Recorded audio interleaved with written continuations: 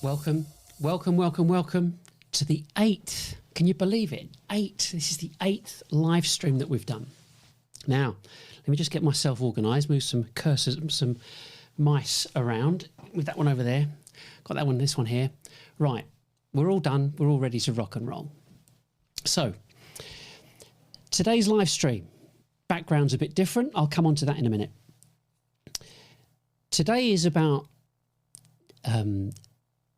showing and explaining a different way of selling at scale, specifically for salespeople. Yes, of course, we'll get some CEOs and business owners watching this, but this is for salespeople. This is for you. This is for you to know where I came from, my background, and what I did in the past. I'm not talking to you from the perspective of some bloke that does a bit of marketing here and there and now he's telling us how to sell. Not at all. There is a point to all of these shows, and what I'm going to do, I'm going to jump straight into what we've got in terms of our kind of slides and stuff like that, and move straight into what this is about. So you're in sales. Who, what, when, where, why, and how. Okay. The point of presenting this is we're kind of going down this path of saying, well, it's changed. We both know it's changed. And there has to be a reason, why would I want to do this? Why would I want to do these live shows? So who's Sales Exchange? It's a bit of a mouthful, but we are a B2B live streaming new business consultancy. And it's very, very specific, and you'll see why as we work through this. And what the show's about? Well, actually, a way of orchestrating a way of selling that's unlike what you've done before. You and I both know the internet, especially on LinkedIn. Eye roll, but on LinkedIn, everybody's a strategist. Oh my goodness me, aren't there so many brilliant people? All plagiarising each other's pretty diagrams. So, so we've done who, what, why. When should a B2B change a strategy? Well, how about you change it when you realise the current one doesn't work? And the people that know that the current strategy doesn't work is you. You're in sales. You know it doesn't work because you haven't got any leads. So you know it doesn't work. Where's the show? I had to put a where in there. I'm trying to work out what we're going to do with where. Where's the show broadcast from? Well, we're in the middle of the UK, give or take. We're an hour or so from Manchester, south of Manchester. We're in Stafford, in a place called Stone. Very nice place, part of the world. Why are we doing a live show? I mean, you think, well, okay, it's all well and good doing live, but why go live? Well, very, very simplistically, because to recommend a new strategy and a new approach, it cannot be overly technical. That's not a good idea, because if it were overly technical, you'd need I'm not saying I'm some superstar, but you'd need to clone someone like me every single time to make all of this work. And I'll show you the gear that we've got. I just need to set something up and make this work as well whilst I'm on it. There we go, because I'm going to show you some kit in a minute. But the point of this is that if you were going to go and do something, and if it was too complicated or required too much effort, I guess, you wouldn't do it. No one would do it. So it's got to be simple. It's got to be straightforward. And how can a business do the same? Carry on watching. So far we've done the live shows that we've done. This is number 8. You can see that the earlier live shows were pretty much directed to business owners, and we've got investors, SMEs, SEOs, CEOs, technology recruitment, startup scale-ups, and what about systemizing or our journey of systemizing B2B selling. And that's what we did last week, and this week is specifically B2B sales for I guess this year, but predominantly for next year, because no one's going to really jump on anything right now. So that's the first thing. You've all heard of this before: features, attributes, and benefits. FAB. What it is, what it does, what it means. What it is. This is a new approach to B2B selling, like from the ground up, and you'll see why.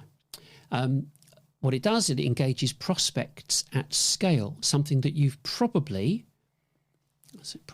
never experienced, never done. It's never happened to you before, because there's never been a mechanism in place that would enable you to engage with prospects at scale.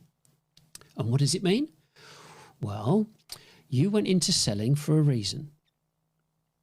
There were two reasons, in fact. One, because you could, because you were up for it, because that was your nature, because you enjoyed selling. You could sell. You were affable, gregarious, and communicative, and so on. All those attributes. But also, you knew, or you were told, that you could write your own salary, write your own paycheck.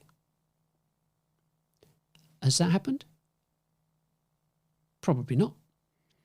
So this is a methodology to increase your commission. So I know how many people have actually been there? Yeah. And if you miss if you miss your quota, that's it. You're going to be, we'll have to let you go. And the whole thing about missing targets and so on, it's never deliberate. I mean, you've got some lazy people that are just hanging on to their basics, but no one wants to just live off their basic. We want to get out there and get amongst it and go and sell and enjoy it, because we enjoy the chase, right? So I've got to see what I've got to just move this to see what we've got next. So, okay. We've got a problem. Everybody knows we've got a problem. I mean, I guess you would agree there is a problem. I mean, you're not going to be listening to something about, missing targets if you haven't experienced it, or are actually going through a type of situation right now, whether it's company or individually. So who's responsible and what have they done? Well, I have to read this out because it's a bit of a long list. I don't want to miss anything out. Yeah, bear with me on this. So you've got low to no leads, and the leads that you've got are poor quality. Your BDRs are underperforming. Telesales is pretty naff, 300 to 1 shot. We know that. Salespeople being told to go and find new business in spite of having a big old marketing department. Fancy that. Events being attended by time wasters because they're not being qualified up front. Businesses going online, downloading documents, but unsubscribing straight away.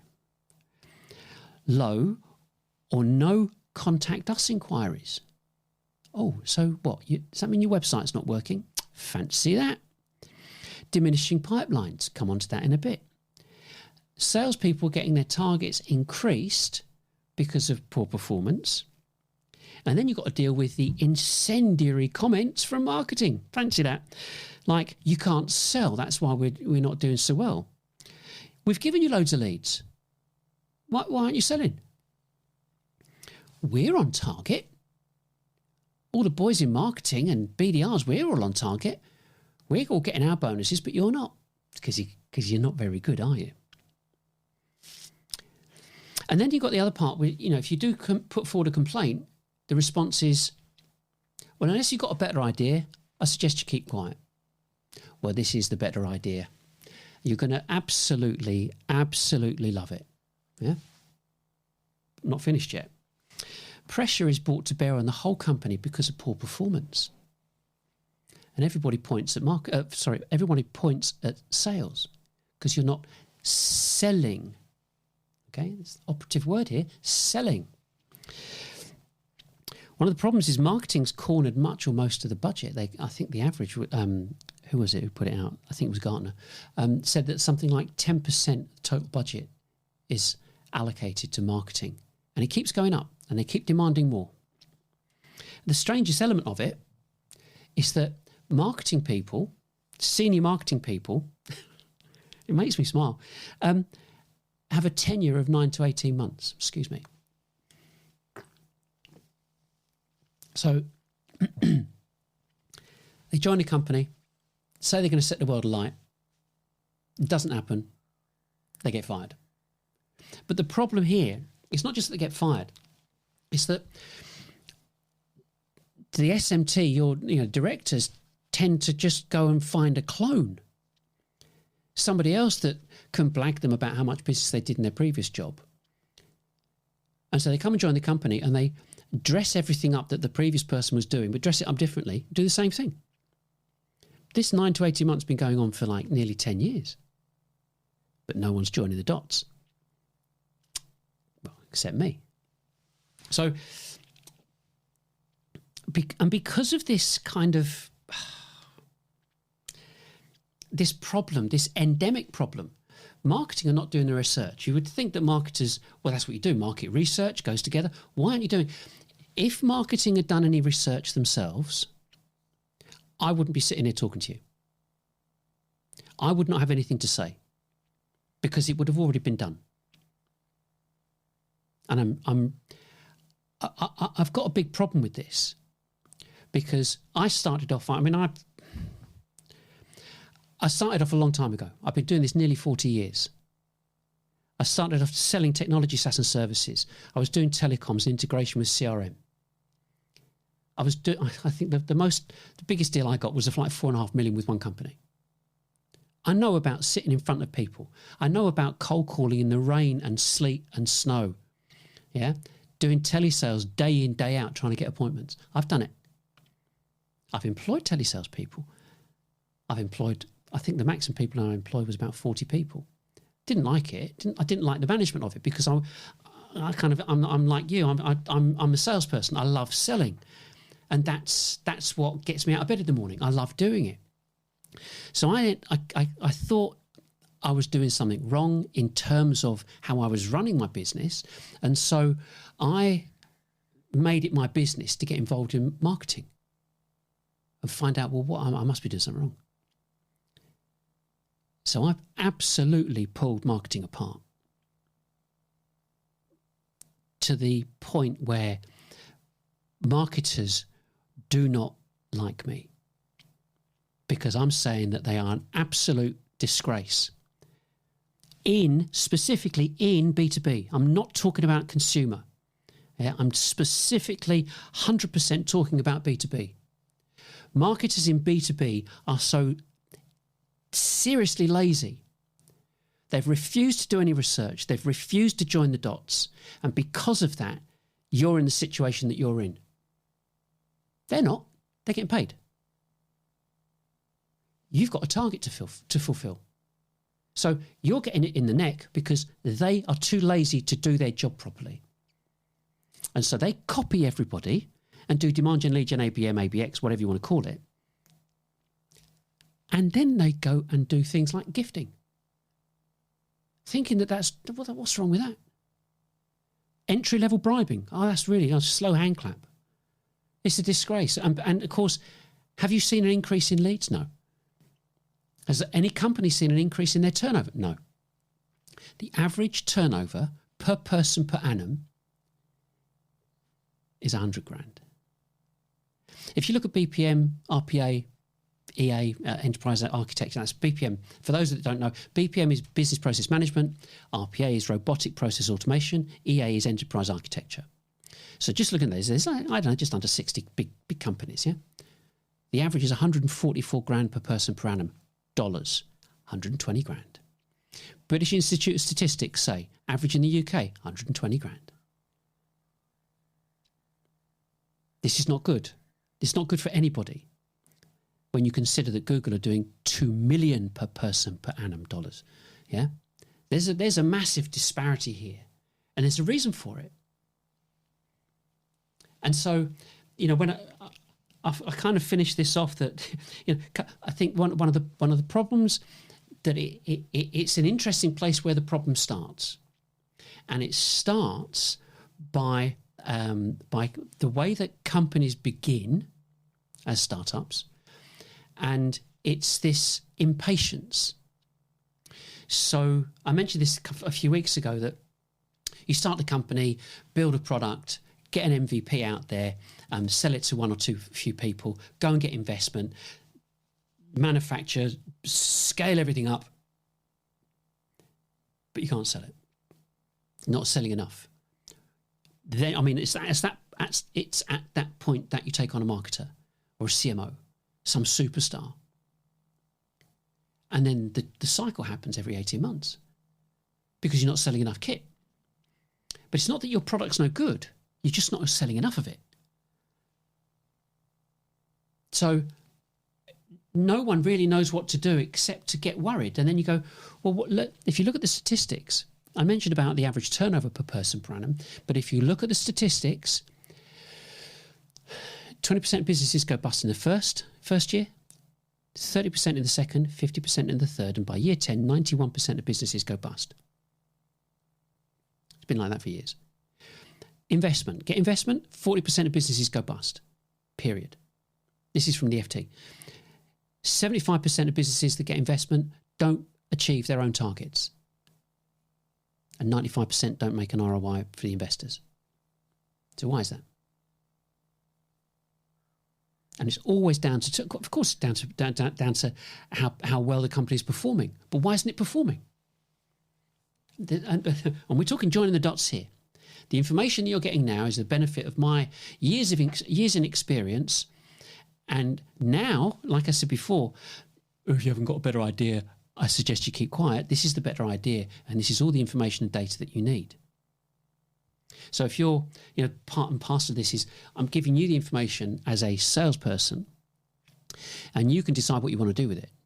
You might want to take your CEO to one side and say, you can have a look at this. See what this guy's saying. This is because this, on one hand, this is absolute gold. This is dynamite as well. Yeah. So at the end of the day, you've got these people that are pushing this message for marketing.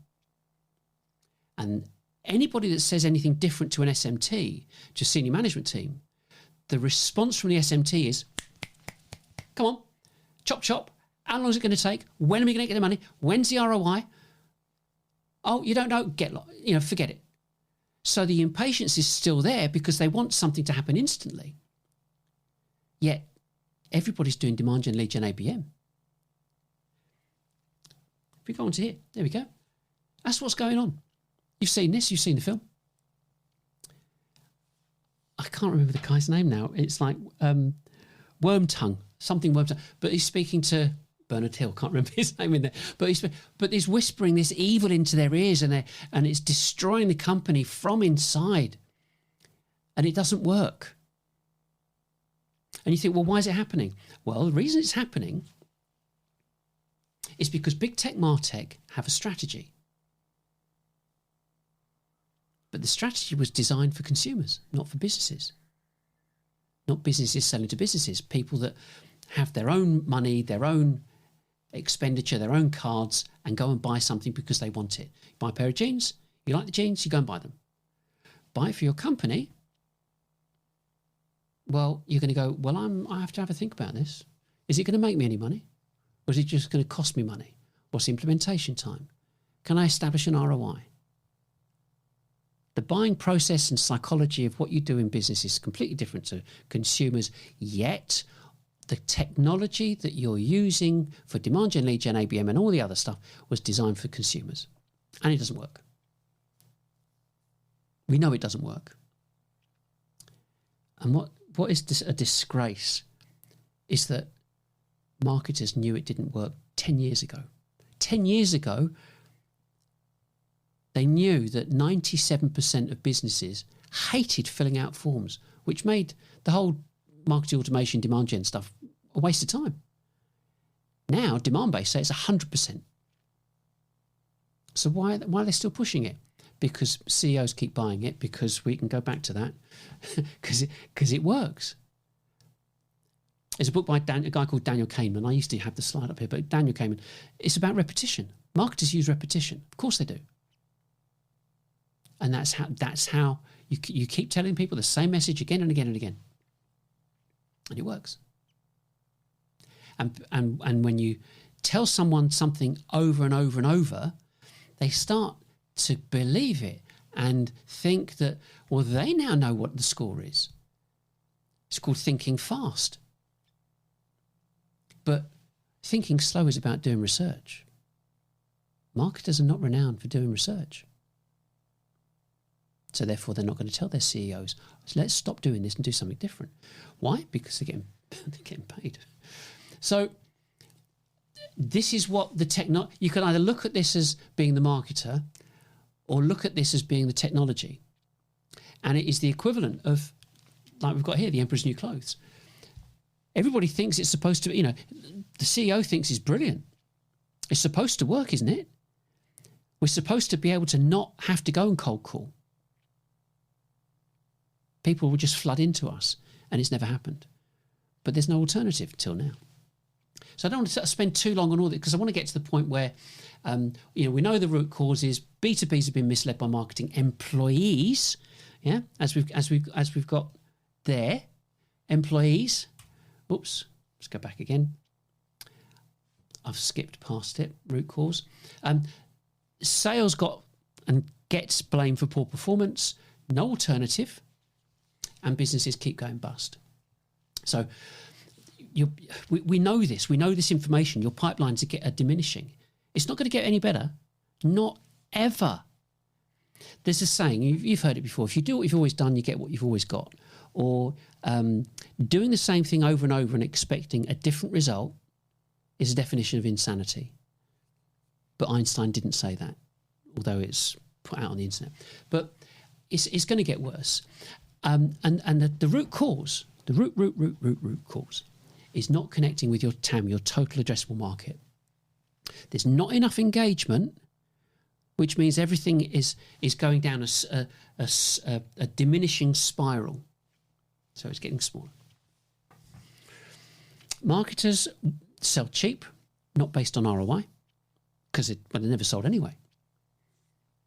And they've become responsible for first contact. So marketing end up getting into bed with, but are more closely aligned to BDRs and telesales. But it's a 300 to 1 shot. Ringing for someone up, try and find someone interested. And then the worst thing, which probably winds every salesperson up, is attribution. Marketing want attribution. They want to say, well, that should come to us. We're responsible for getting that deal. It's like, no, you're not. And so the whole process is really very, very bad.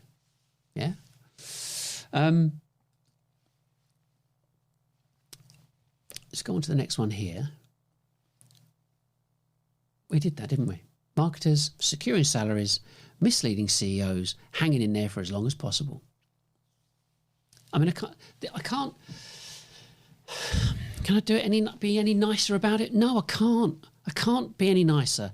When you've been in business for 40 years and you see this stuff happening again and again and again, and you see the heartache and the grief that's dished out to business owners and all the salespeople. So the salespeople are getting the crappy end of the stick and being basically beaten over the head with a big stick saying sell more. But the business owners who own the companies, who've got their companies up for, they got their properties securing bank loans and goodness knows what, they're being screwed. They're being scammed. Because the people that are telling them to do something have no ownership within the business. Go and get another job. Oh, look, the company's gone bust. Never mind, I'll go and get another job. And I went over this with recruitment. Recruiters, do the same thing. So can it be repaired? Can sales be repaired? Well, I wouldn't be sitting here if you couldn't do that. Definitely do not go back to basics. They don't exist. Yeah?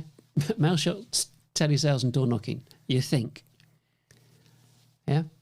The landscape's changed. There's absolutely no going back. So what do you do? What are you going to do about it? Because there's no point complaining. I think I might have jumped ahead of myself about complaining. But what have you got to do? Well, the first you've got to tell your market you exist. You've got to promote your content, not the product. It's really, really important. You must understand about promoting the content. It's not you that's going to do it. But you've got to keep your eye out for this. You've got to understand what your company's doing and why it needs to change and how it changes. The reason you've got to promote your content is because people like me who are buyers, we want to learn. We don't want to be taught. We want to learn. We don't need you or any salesperson coming around telling us how to run our companies, because the response is, so when's the last time you ran a company? Oh, I've never run a company. So therefore we have nothing in common. So you want to get over that hurdle and ensure your company is producing content that educates your prospects, because the prospects want to self-serve, self-educate and remain anonymous. I don't want you knowing who I am if I'm a buyer. Why would I? You're going to pester me. I employ people to keep you away from me so I can get on with, running my company. So if you're being pushed to go and get in front of them, not going to happen. So there's got to be a better way of doing this. Telling your market you exist. This is a numbers game. We all know this is a numbers game. But nobody has ever explained a method or a methodology to work the numbers. Okay, this particular side. In the UK, just to give some examples, in the UK there are 212,000 companies that have got between 10 and 50 employees. Yeah, 212,000. Companies that got 50 employees and above, it's 44,000, and that's broken down between 36,000 up to 250, specifically up to 250, and then 250 and above is 8,000. So go for the larger group, because we know if they're doing if they've got 50 employees, they're going to do about 5 million plus turnover. Okay, nice and simple. They should be able to afford what you've got to offer. You don't need Dun & Bradstreet, Cognizant, Zoom Info and all the other stuff giving you the firmographic information to chuck into Salesforce, to have the API back into Marketo to tell you who you're supposed to ring. Yeah, you don't need that. You can tell I know. I'm on the case for this.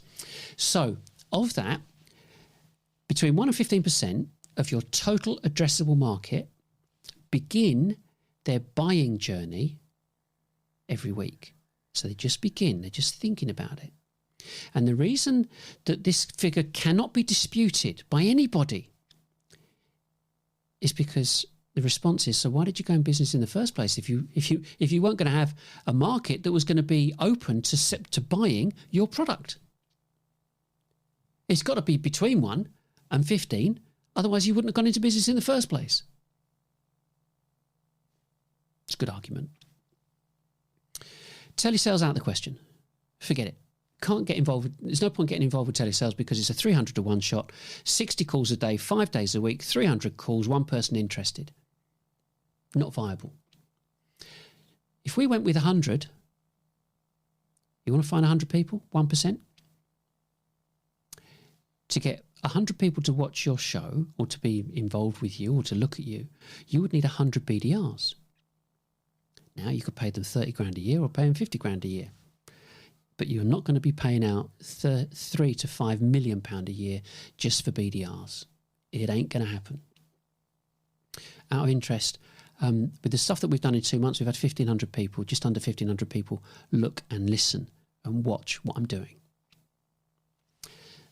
The emphasis there was what I am doing, because Sales Exchange is me. So there's absolutely no excuse from any marketer going, no, we can't do. I just happen to be interested in doing this. But I think the other part of it is I absolutely love doing it because there's nothing like it. Nobody can touch this. This, not just this, but nobody can touch this approach. So what you do, you set up a live stream. You do this. It's not complicated. Trust me, I'm going to come on to it in a second. You set up something like this. You buy a database of your total addressable market. Say you've identified 10,000. You then send them an email every week or twice a week and say, come and watch us. Come and get to know us. Here we are. And then you upload the same 10,000 name database to LinkedIn and put banners on the same news feeds as the people that you're emailing. That's it. There is nothing else. Trust me, there's absolutely nothing else more effective. Oh, pay-per-click. Go and do pay-per-click. Yeah, sit there, be passive. Yeah, that's what marketing want you to do. Just sit there. Well, look at the tech stack we've got. Look how much budget I've got chucking out to pay to Google or whoever. Nonsense. You're hunters. Go out and find the business. Email them. Say, hey, come and watch us. Because it works. You're watching. You're up for it. And you want to learn what I'm talking about. So you're already confirming to yourselves, wait a second, if I'm watching this, then other people are going to watch. If we've got something worthwhile to say, our prospects are going to watch us too. Yeah, exactly. You're getting it. Yeah, it's exactly that.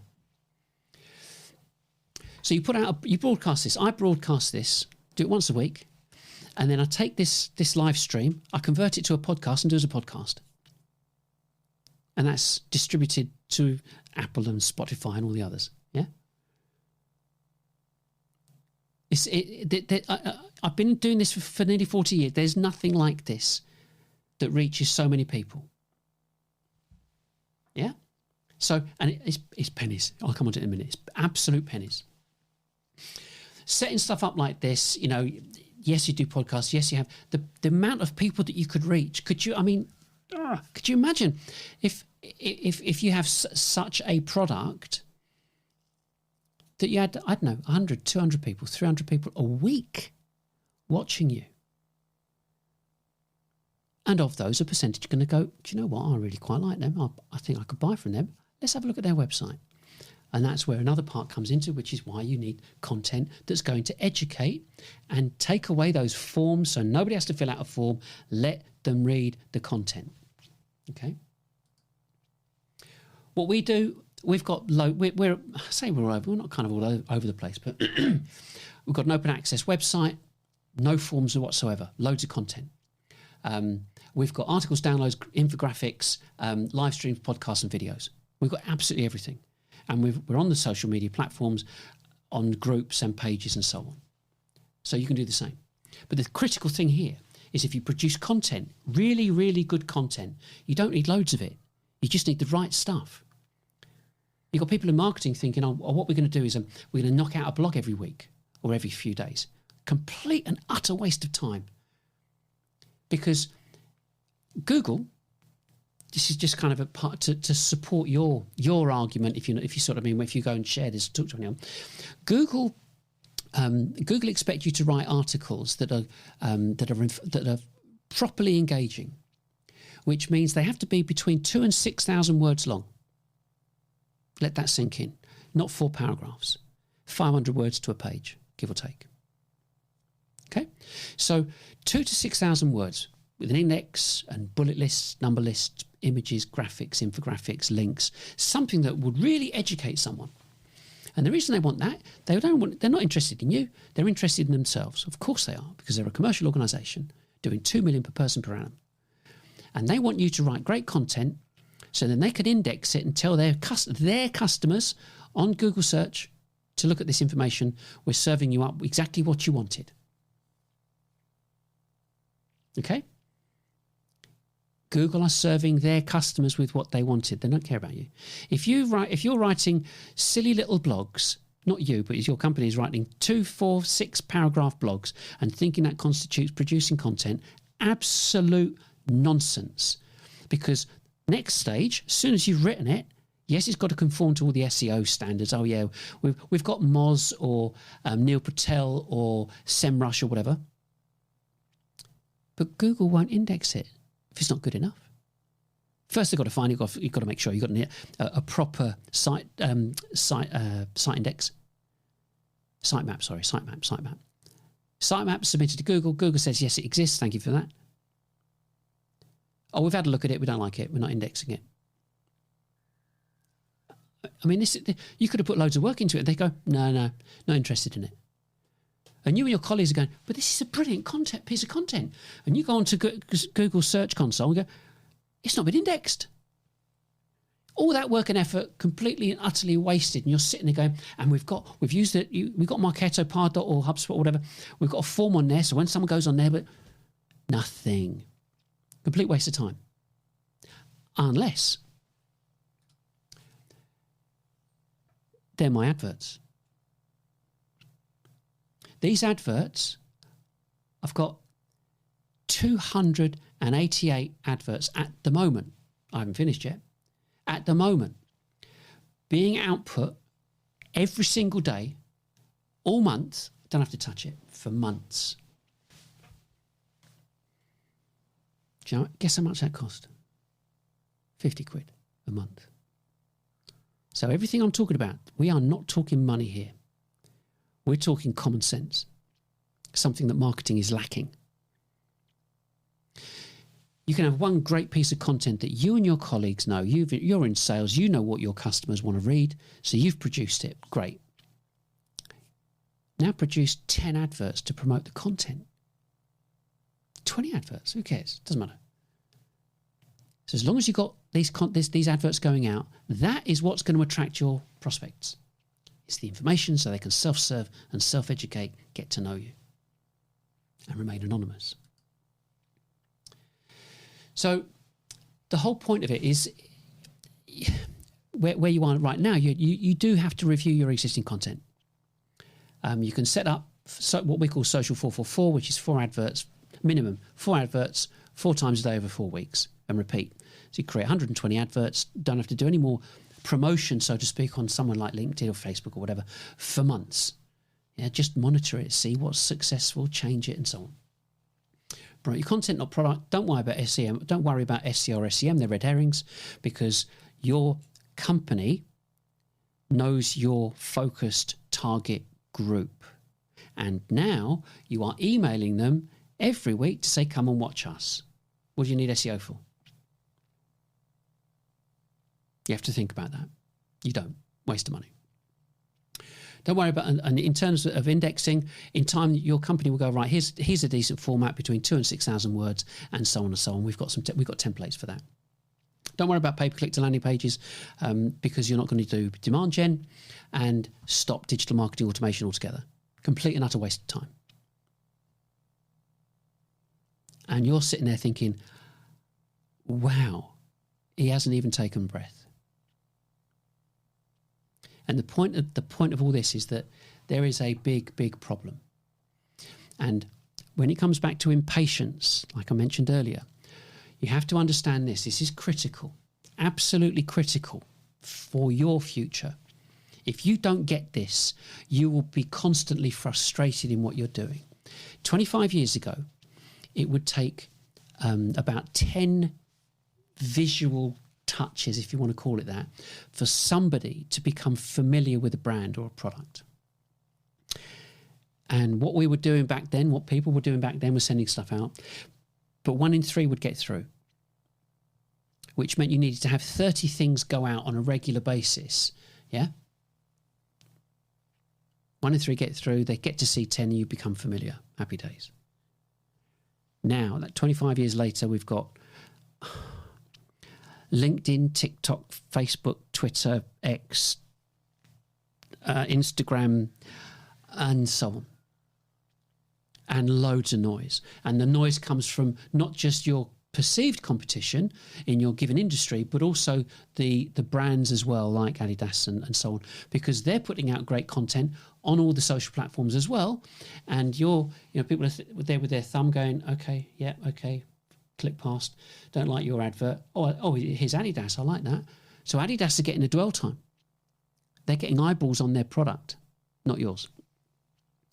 So repetition is the key. Now, 25 years later, it's 30 touches. So you need 300 because only 1 in 10 get through because there's so much noise. But if you're just producing images and information used with the help of GPT, ChatGPT, and Midjourney, and images, and so on and so on, it's not a problem. And that's what's not happening in B2Bs.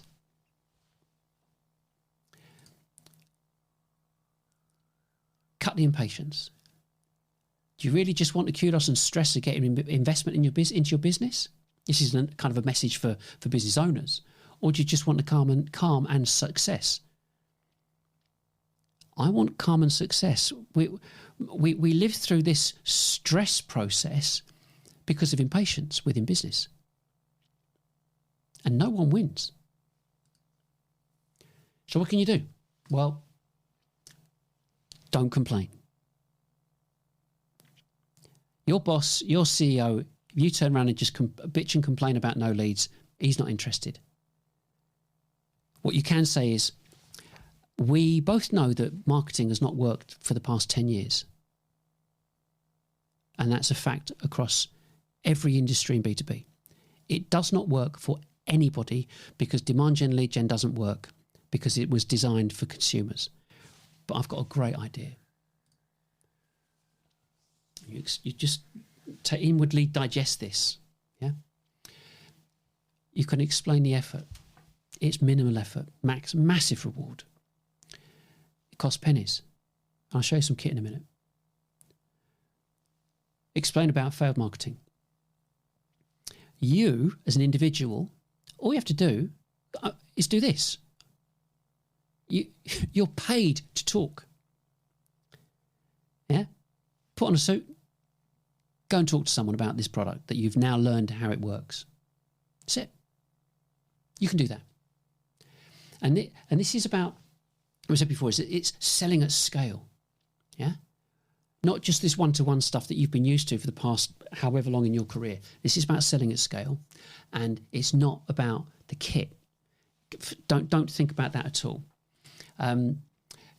Definitely think about your competition. I mean, I'm reading the slide now. But this is the picture. This is it. So this is the webcam view that everybody has got used to. This cheap, just really ridiculous webcam view, or hide behind the webcam and call it a webinar so you don't have to put your face on it.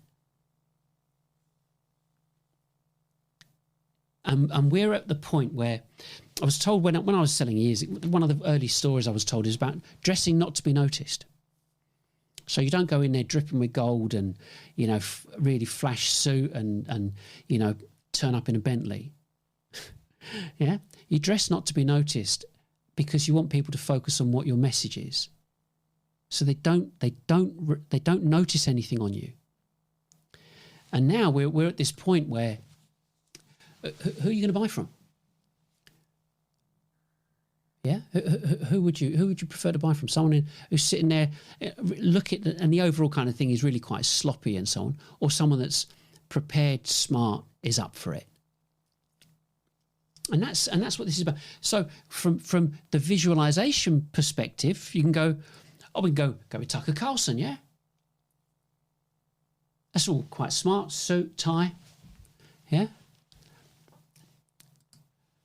Or me. But there's a point to this, because that's television, isn't it? That's what they do on TV.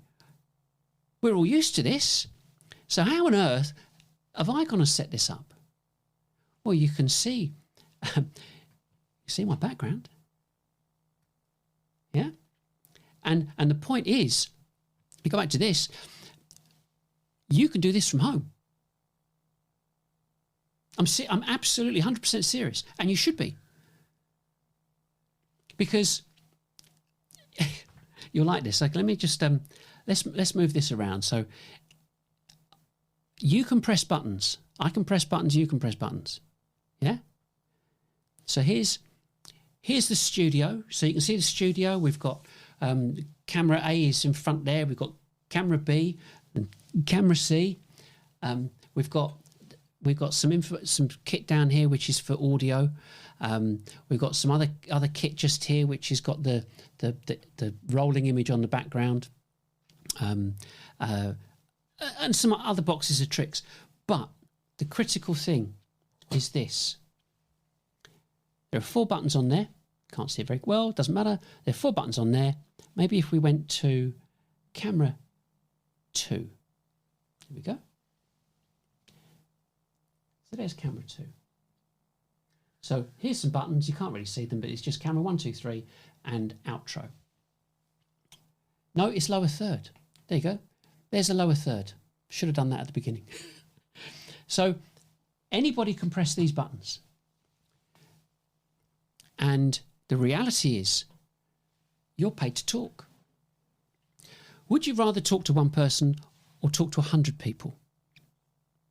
Yes, it's public speaking to an extent, but there's no one else here in this room. It's only me.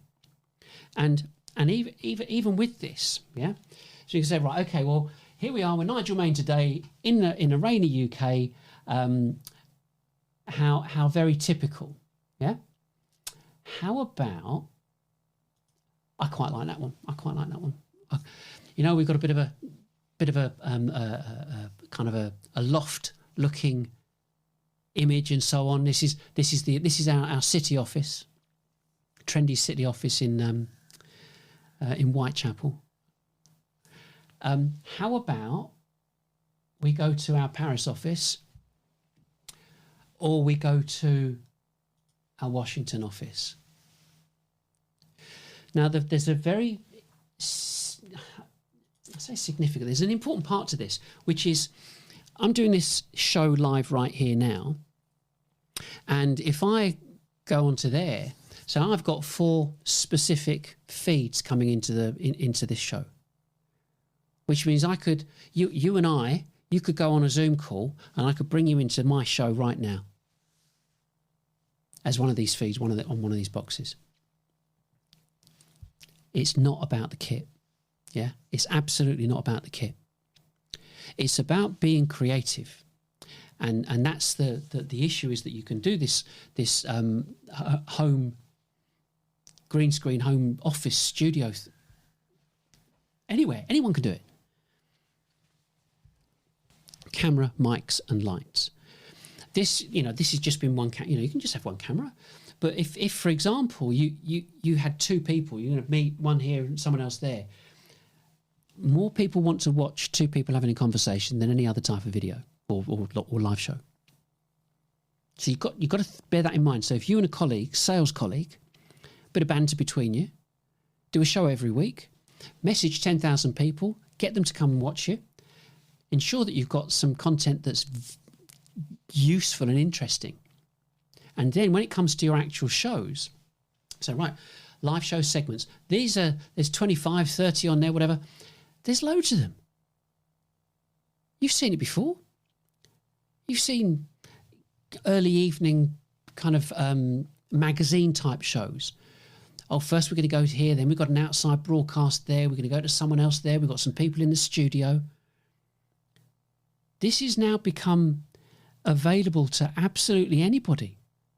Buy a camera that's got an HDMI port in it, and you're away. I mean,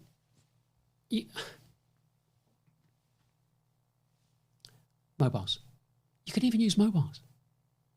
You've seen people use mobiles, but it's because of the lack of creativity in marketing, nobody's actually using mobiles to communicate the company message. Instead, they'd rather go through that whole grief of hoping that people are going to find you. Madness.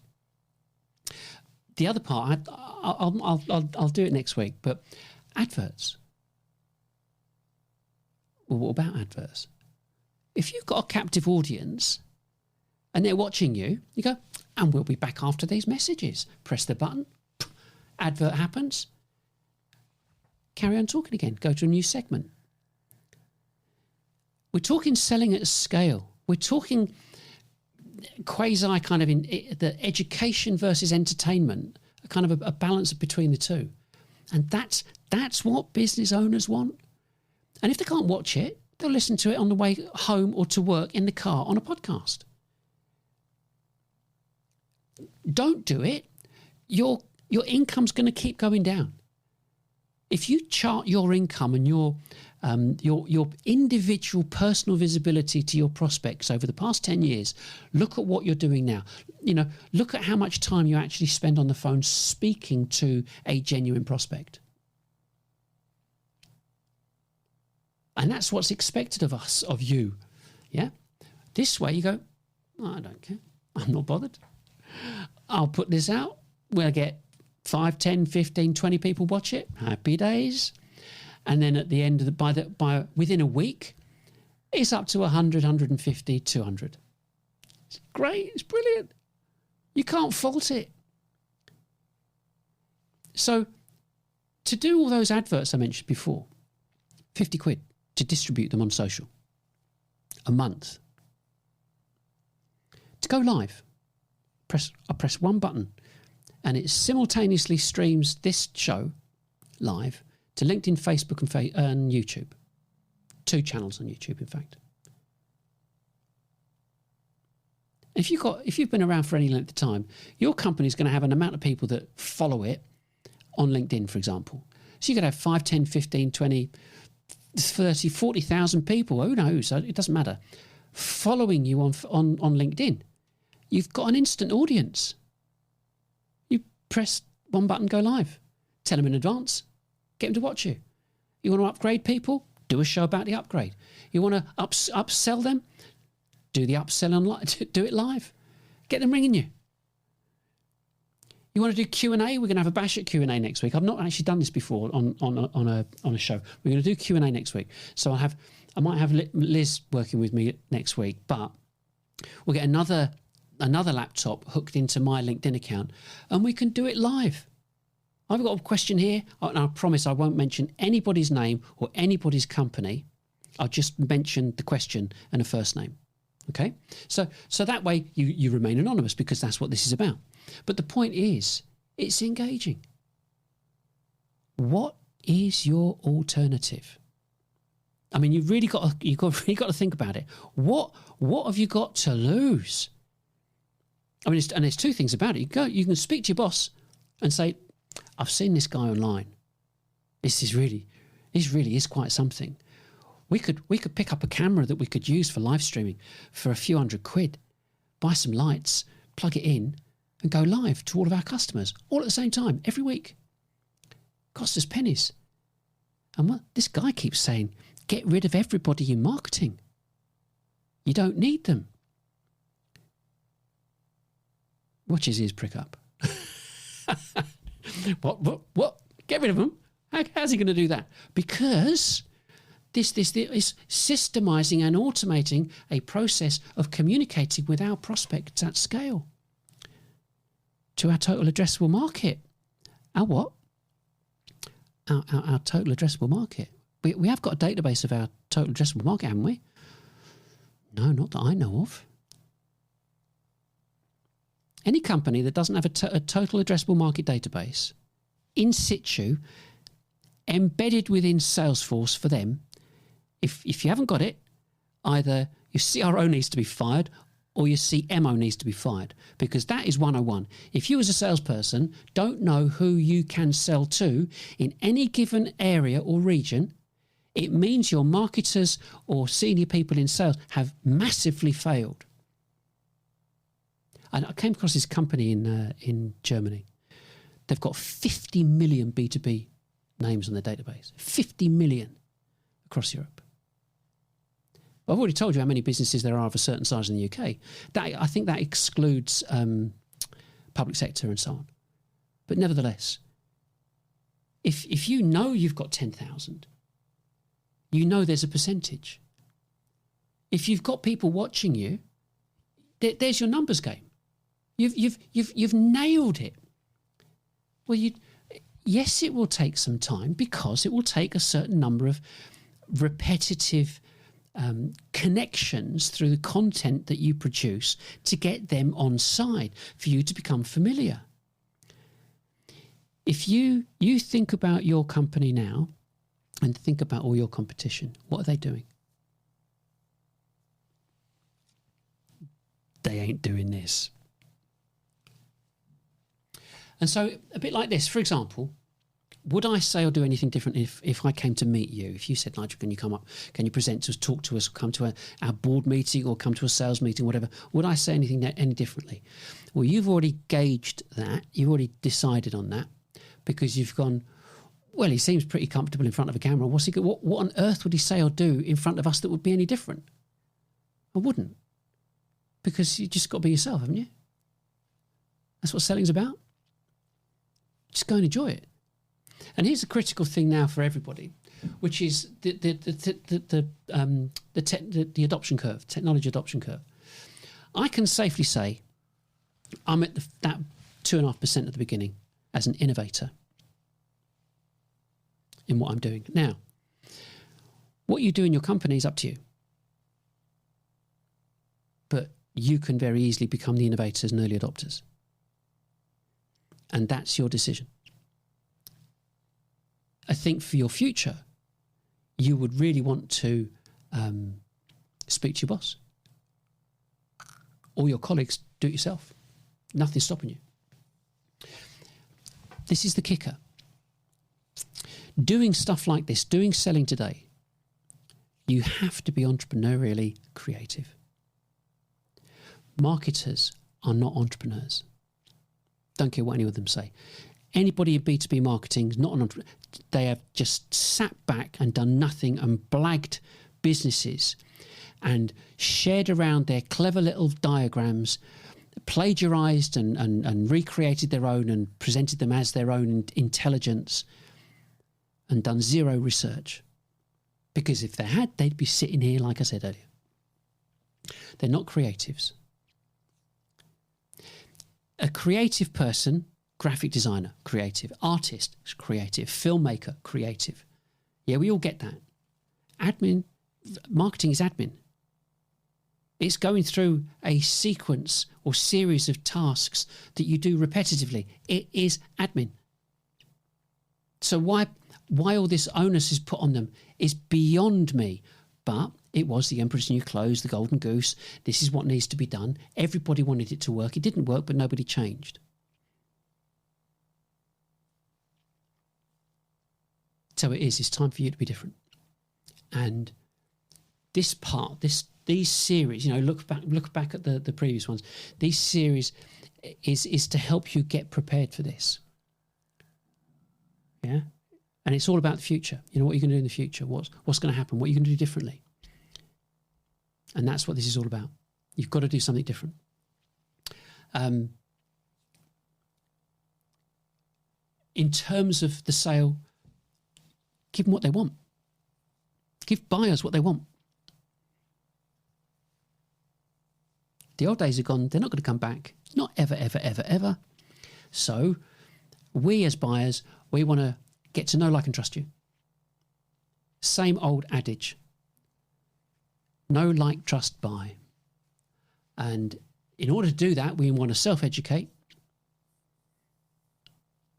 And then we will engage with you when we're ready to buy. Don't want you calling me up. Not interested. Don't save me money. Not interested. Can already do that. I want to know how to make money. If you can help me identify different ways to make money, I'll listen to you. And that's what your job is about. Is establishing an ROI, whether it's saving time or improve this or improve that. Business owners want to know how to make money. And one of the fundamental problems you're going to come across is there's a big pride element here. And you'll come across resistance. Of course you will. There was a message, someone from a very large ABM organisation who has produced a document that says, I will help you defend your marketing budget. Bloody well defend it. You've got to be kidding me. Nothing should need defending. If it doesn't work, get rid of it. And the response was, and if you're having trouble with that, you call me. I'll come down there. I'll sort them out. I'll help you defend your budget so you can keep buying our product. Give me a break. So there's a massive pride issue on the side of the marketers, but potentially with business owners as well. So you need to be sensitive to what you say to your CEO or people further up the chain, because saying you got it wrong. Now, everybody got it wrong. We all got it wrong. We all put our trust in marketing. We all did this. We all endorsed marketing, thinking that marketing was on our side. Marketing is the only department that's saying there needs to be a closer tie and a more synergy with sales. They are the only people saying it. Salespeople are going, well, you can get lost actually because I've got nothing to say to you unless you can give me some decent leads. Prove yourself with the leads and I'll talk. Because they want attribution. Okay. So talk to your colleagues. Talk to your co-salespeople, your co-presenters, yeah? And think about it. Well, we could do this. Sit in front of a camera and have a chat. That's all it is. That's all it is. That's all there is to it. And people get to know, like, and trust you. I quite like him. I don't like her. I like him, or vice versa. Whatever. It doesn't matter. Mix it up, change it up, get different people, have lots of people. Review your website. Really important. And we've got loads of information on our website that you can look at.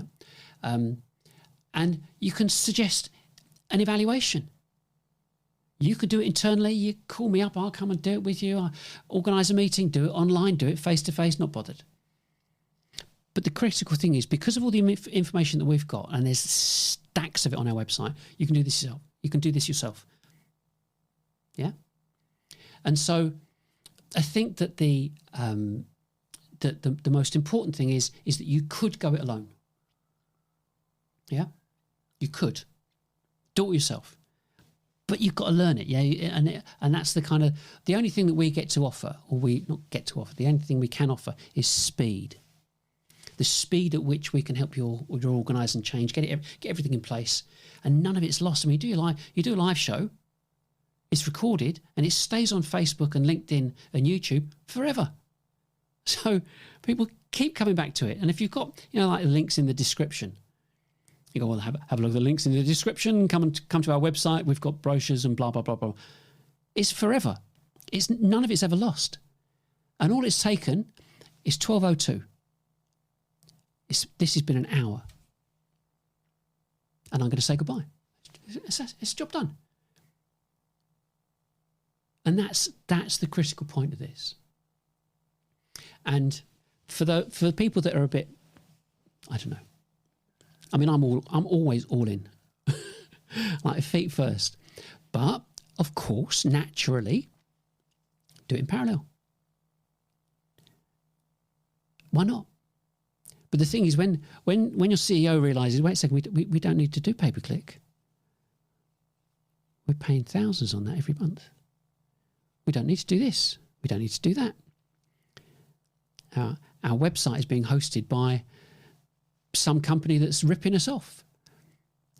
But if you look at what you're doing, if you look at the kind of the backdrop, if you understand the backdrop of wherever you're putting your money, is it a backdrop built for consumers or is it a backdrop built for B2B? And B2B is specific. No like trust. Yeah, no like trust, self-serve, self-educate, remain anonymous.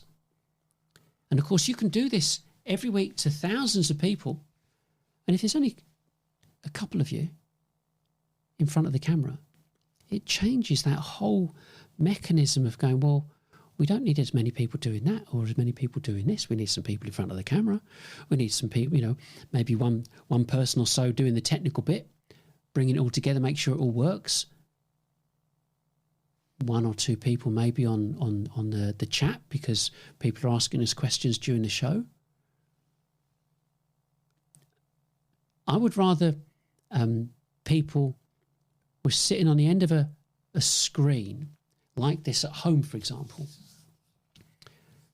communicating. If you want to talk to one of our sales guys, just go in there and we'll route you through and you can speak to them at home. You can speak to them at their home office. And this is what they get to see. Whether you want a rainy background or not, it doesn't matter. It's irrelevant. But, you've got a green screen, you've got everything set up, and it is super professional. One camera. This happens to be there. I happen to have a certain box of tricks here that makes the green screen look really good. Yeah, none of that kind of hazy stuff and what have you. But that's all. And so you're showing your prospects, not just that you've got this very engaging and entertaining live stream every week, and you keep messaging them, reinforcing who you are all the time. Ask your boss, How many times have we messaged our total addressable market in the past 12 months? And he won't be able to answer it. He'll say, I'll come back to you on that. He'll then go and ask marketing. He'll say to marketing, how often are we actually direct messaging our total addressable market, offering them something that they can just have without demanding something in return? They'd probably say, never. We don't do that.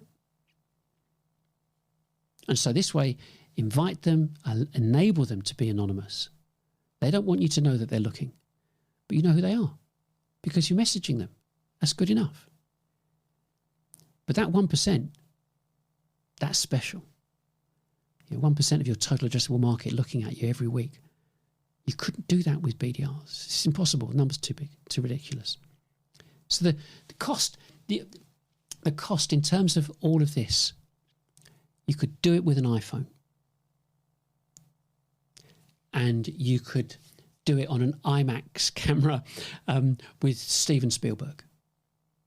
So it's everything in between. It's anything you like. But the point is that you don't need much. Your salespeople, you as salespeople, should have this set up at home. That's what you should have. And then there's kind of a final thing. Imagine your boss says, absolutely not doing that. You go, okay, fine, okay. Go and do it yourself. Do it yourself. Do it yourself. Do it yourself. There was a guy called Frank. I can't remember his surname now. And a long time ago, he said, if you want to keep customers, communicate with them direct. Write your own newsletter. Yeah. Write so people listen and can read what you're writing about. You don't have to write. Do your own live show. Explain to them who you are, what you do, what fires you up, what you love about your product. You do it. There's nothing stopping you doing it. You're only selling the product. But you create your own audience.